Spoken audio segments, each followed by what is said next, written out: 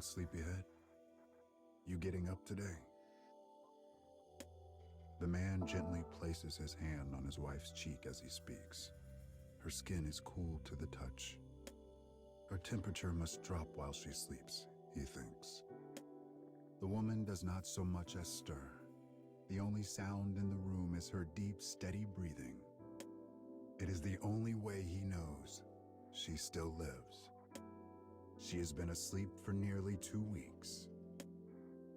10 days ago, they fought flowers in the city ruins. It was a relentless battle, and many did not see it through to come out intact on the other side. His wife's head was injured during the skirmish, and though the wound is healing nicely, she remains unconscious. The doctor said it was an after effect of receiving a strong blow to the brain. He also warned the man she might never regain herself.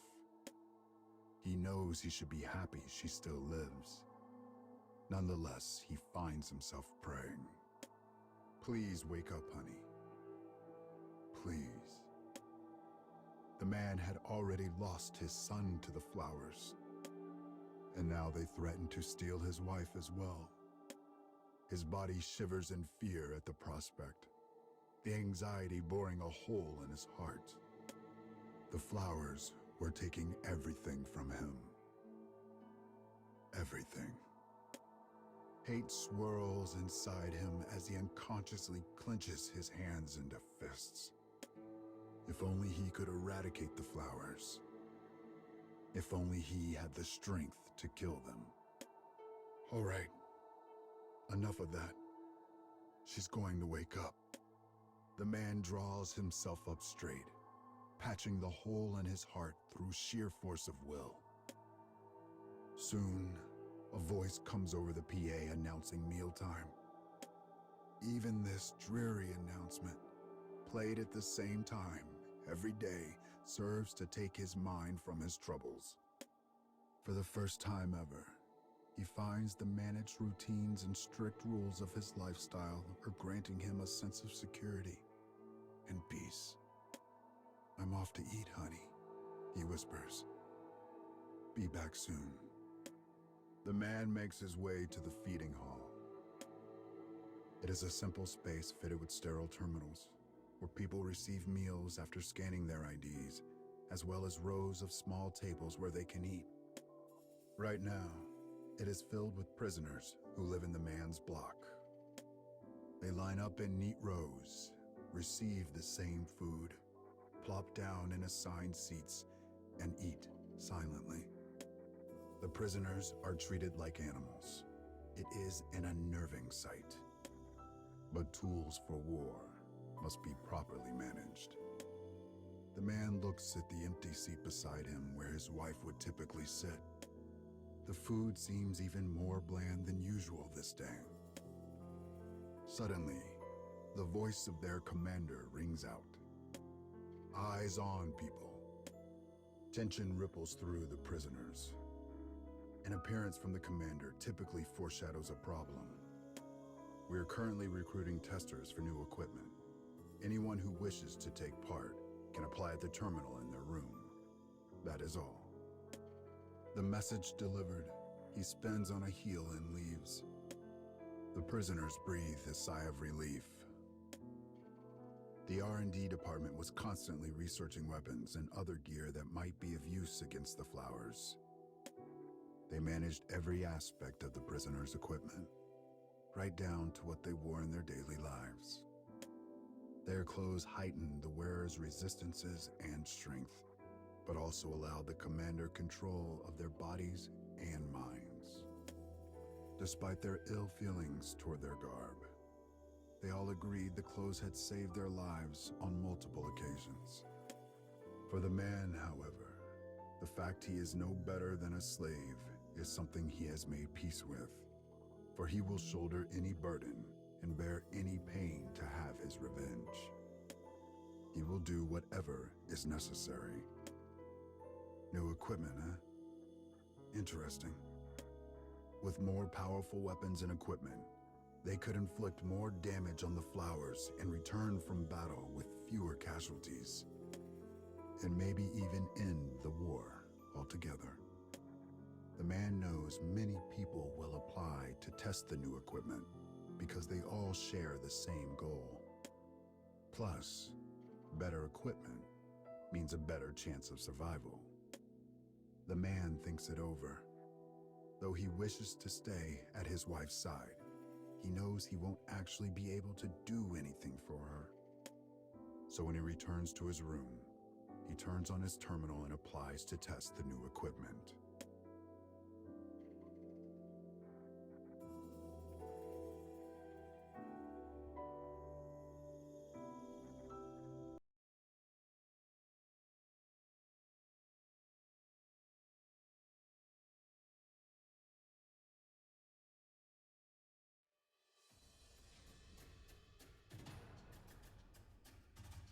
Several days later, the man finds himself walking toward the R&D training room.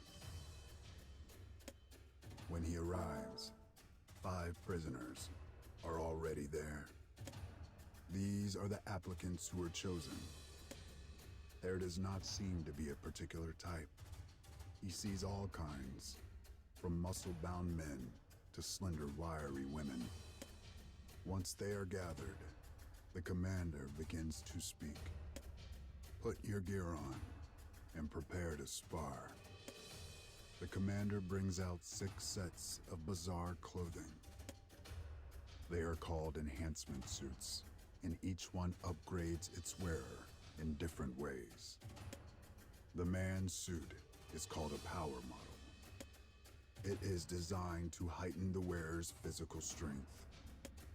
The outfit is completely black and has a solemn, imposing air. It is made from a thick, heavy material that seems designed to function as a flexible suit of armor. He puts it on and closes the seals, noting with grim satisfaction how it encloses his entire body. The remaining 5 suits for the other prisoners consist of 3 combat-oriented models: speed, defense, and magic, and 2 support models, scout and medic. Today, they will be testing the combat suits. His suit ready, the man walks to the middle of the room. Opposite him is a man in a speed suit. He can't be more than 20 years old, little more than a kid. His suit is bright yellow and appears only lightly armored. Speed, eh? I wonder how fast we're talking here. The 2 combatants face each other, muscles tense. After a few moments, a buzzer sounds. "I'm coming for you, old man," screams the kid. The moment the words leave his mouth, he closes the distance between them in a blur. Before the man even knows what is happening, the kid punches him square in the face. He stumbles across the room before coming to a stop against the back wall. "Oh, it ain't nap time yet, Pops." The kid races across the room before the man can even regain his feet. He begins dancing around him, always in his blind spot, pummeling him with a series of rapid blows and kicks.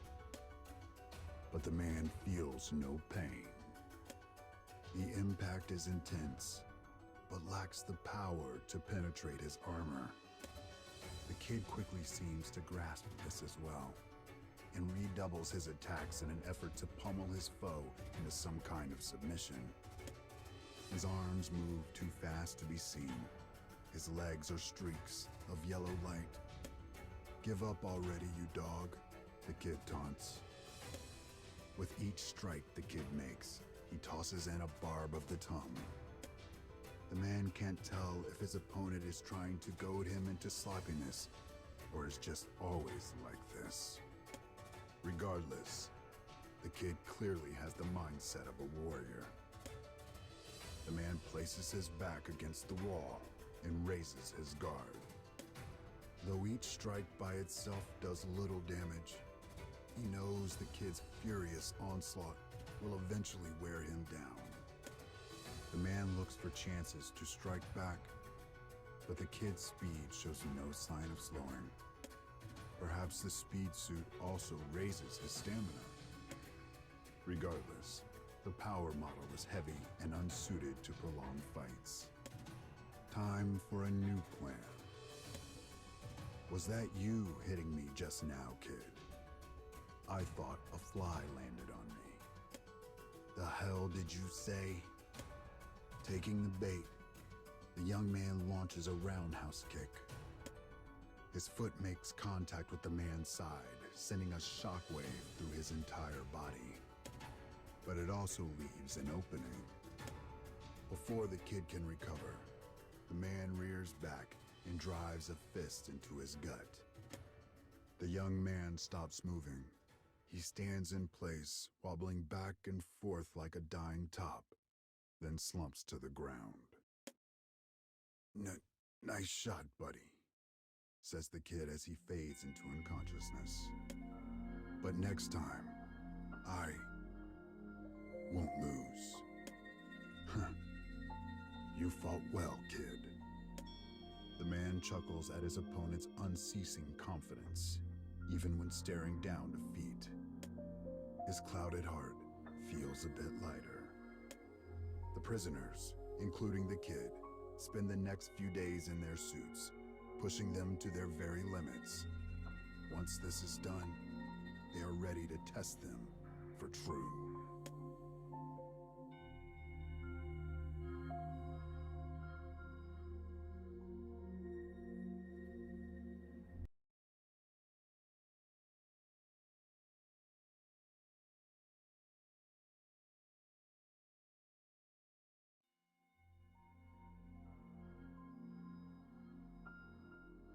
Urban Residential District, Block 1. The prisoners stand in a line amidst abandoned buildings. Each one is clad in a different suit. Their mission is to eliminate all flowers in the area. Though technically a capability test of the suits, it is still a genuine battle. If the test goes well, the enhancement suits would be officially rolled out as new equipment and hopefully increase the survival rates of all prisoners. The 6 are determined to make the mission a success.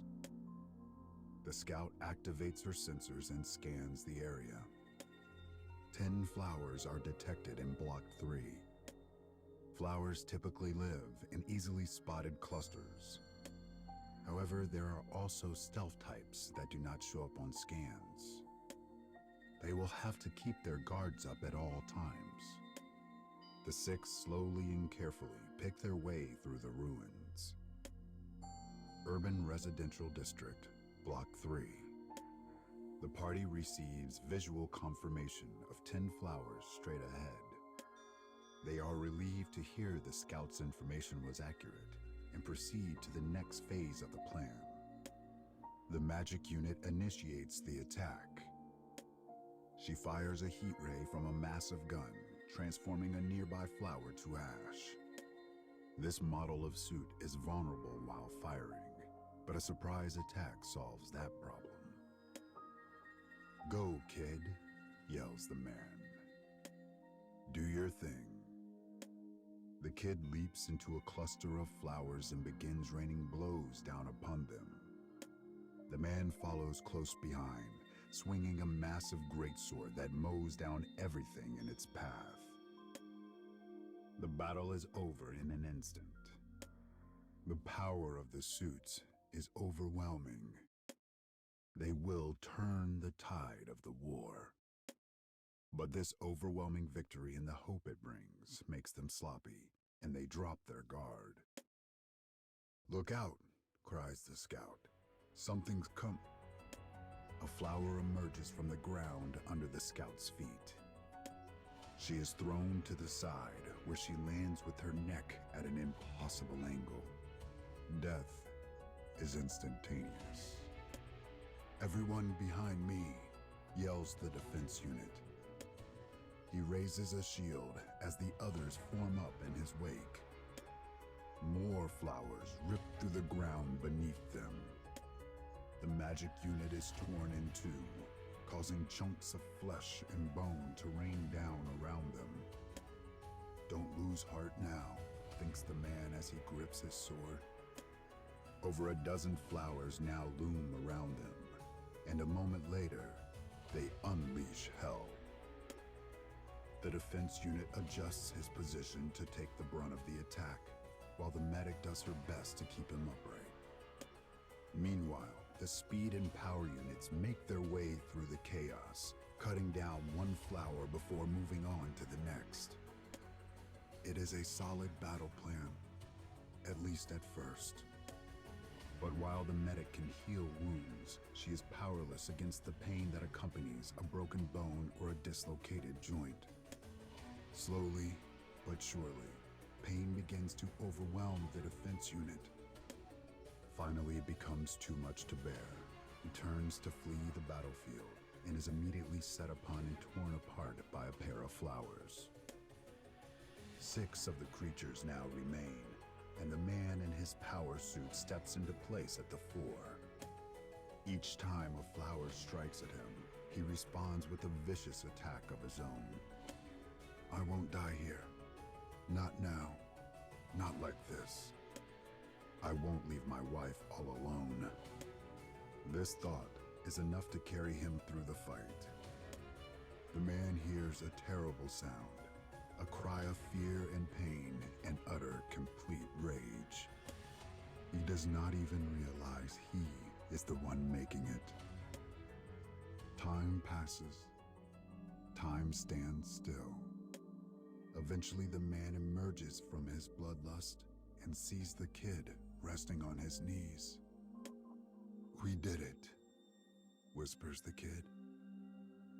We actually did it. Only then does the man notice the shredded remains of flowers all around them. There might still be more lurking underground. If so, he does not have the energy to fight. Suddenly, he hears a familiar announcement. Enhancement suit battle tests complete. Commencing phase 3 of the experiment. As though triggered by the voice, pain courses through his head. Suddenly, a voice rings out, blocking all other thought. Protect your family. Protect your family. Protect your family. Kill the enemy. At the last line, the man loses consciousness.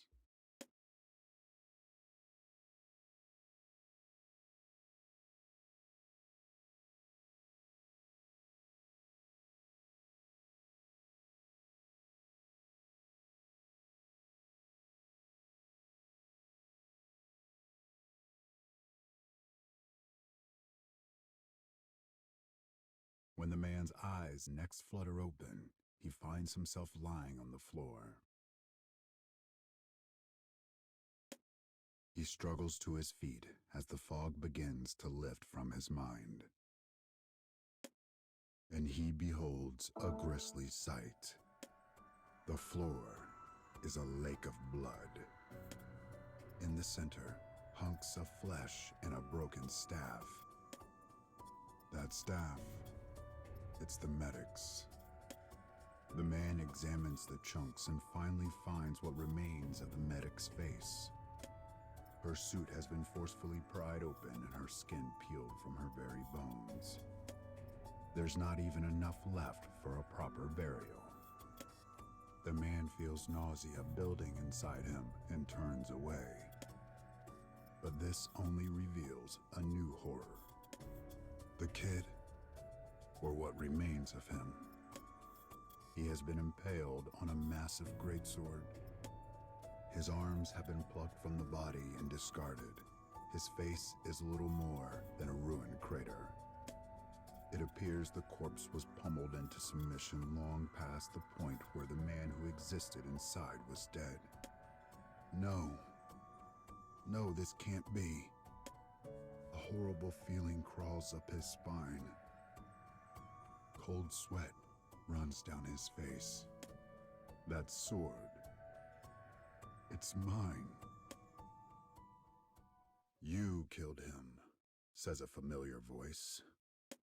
The man whirls around to find the commander. I killed him? His mind rejects this fact, as does his heart. But he cannot deny his bloody hands, or his black suit, which is now of vivid red. I did this. Oh God, I did this. Calm yourself. You are not to blame here. The commander proceeds to tell him everything. It had all been an experiment. Command had set up the Flowers' surprise attack, and once it was over, they deprived the prisoners of consciousness and had them fight to the death. The commander had planned everything.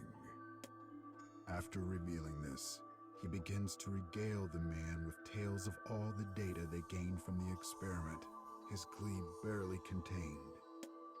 But the man cannot hear him. His thoughts are a whirling vortex of rage. It appears to be somewhat dependent on the user's mental state and personality, continues the commander. But overall, the power suit was shown to provide the best balance of offense and defense. We will begin mass manufacturing it at once. The man's rage compresses, finding a target in the commander. So my friends died for a goddamn test, he growls. No progress is without sacrifice, says the commander. His tone is flat, as if the subject bores him.